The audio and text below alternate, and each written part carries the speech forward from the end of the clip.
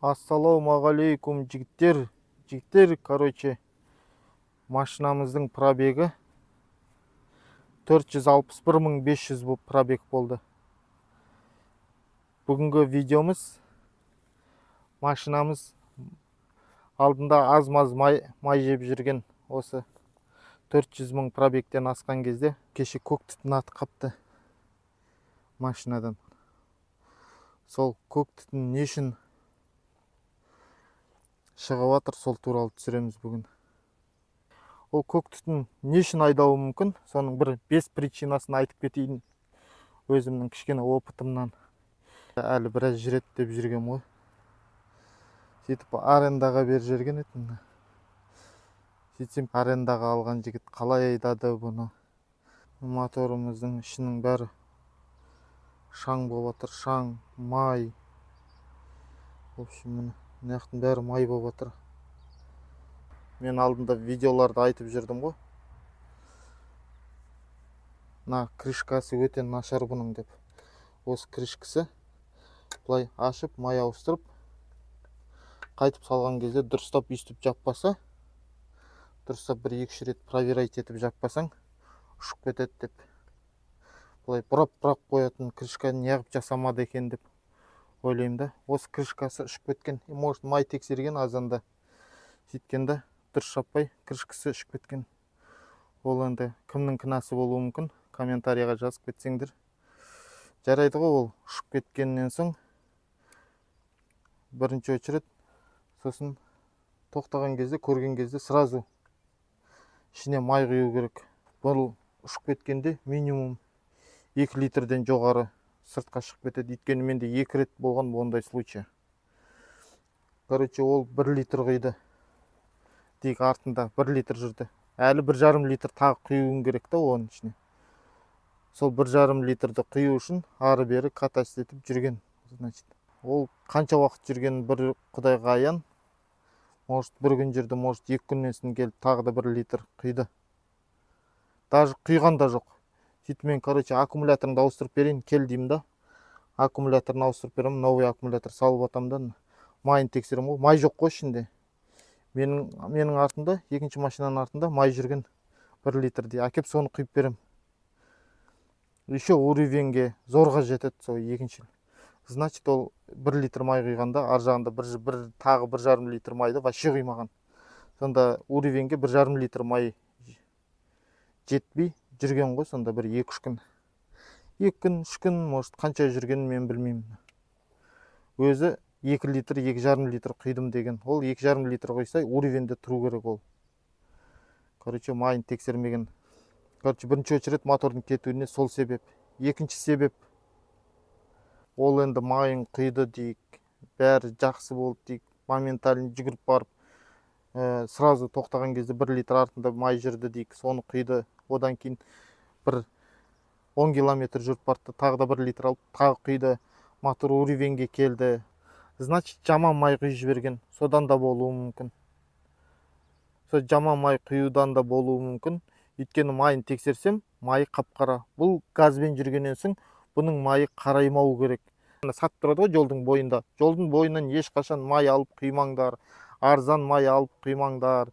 Лукойл, тағы да не, Газпром, сосын тағы да 1000 теңгелік майлар көп қой қазір.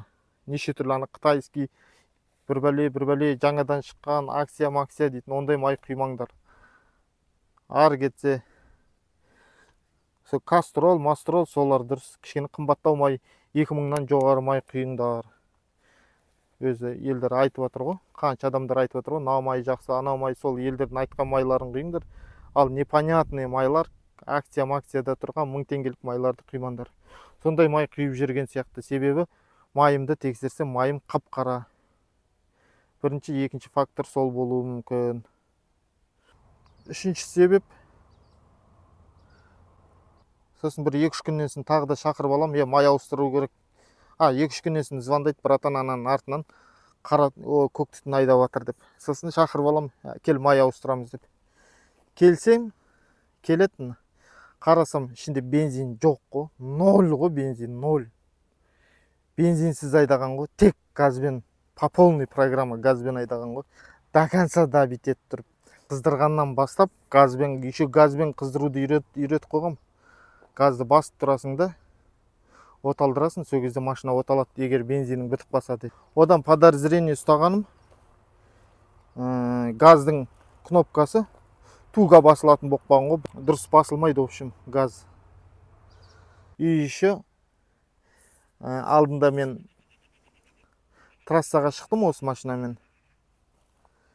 Сөйтіп машинаны айдап келе жатам да 130-да бензинге лақтыру керек етін.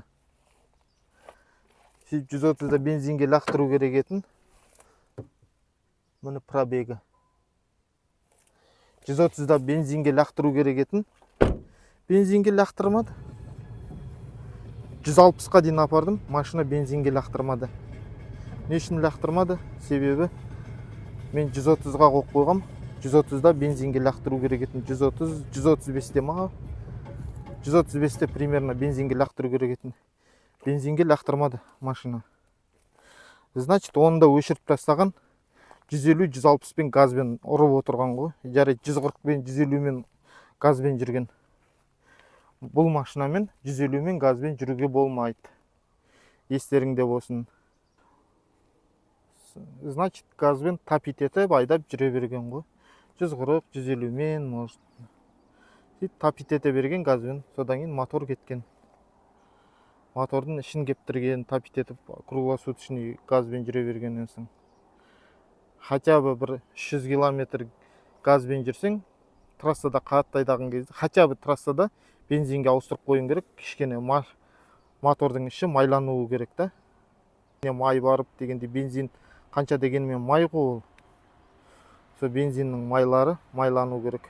Бензин мен мотордың іші кішкене анда-санда бір майланып тұру керек. Ал газ сухой ол, майсыз ол. Ол кептіріп жібереді мотордың ішін. Сол себепті машинаң газбен болса, анда-санда бензинге ауыстырып, бензинмен жүріп отырыңдар. Енді төртінші подозрение туралы айтайын.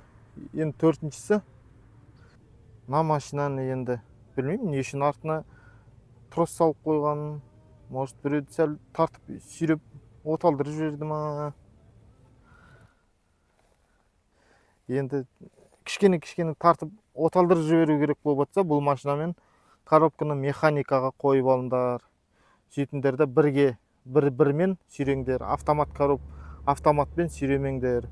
Себебі автомат кішкене жүреді, 2-ге лақтырады, кішкене жүреді, 3-ге лақтырады ғой. Үйтетін болсаңдар, коробкалеріңді құртасыңдар, машина сүйрейтін болсаңдар. Сол себепті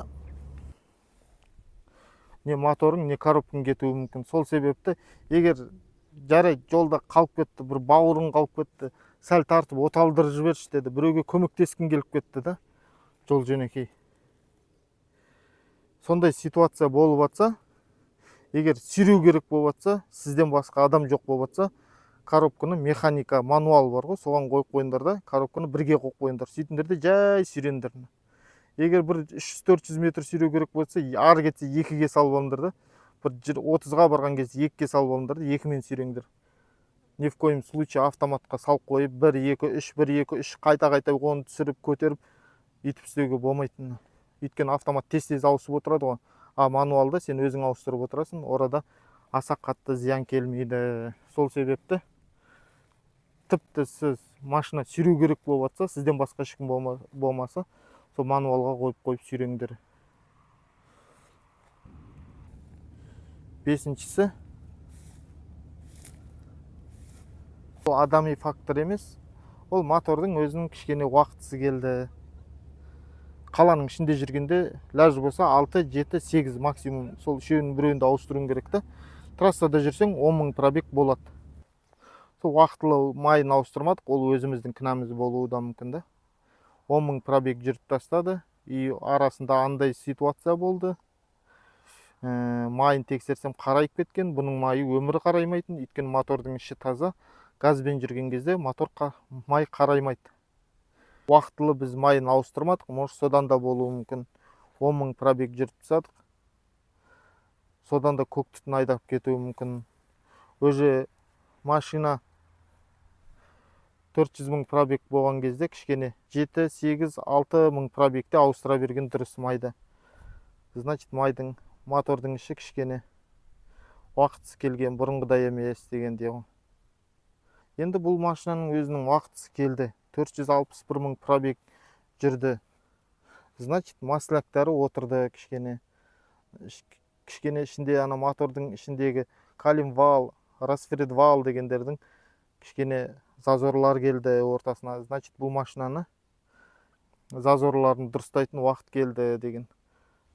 Или моторға полный капиталка жасау керек. Араларыңызда ярый мотористер болса, өз ойларыңызды комментарийға жаза кетіңіздер. Капиталка жасайын ба, или привозной мотор салайын ба, или китайский мотор салып жіберейін ба. Примерно майға расход 1000 километрге жарты литрдей май жеп жатыр.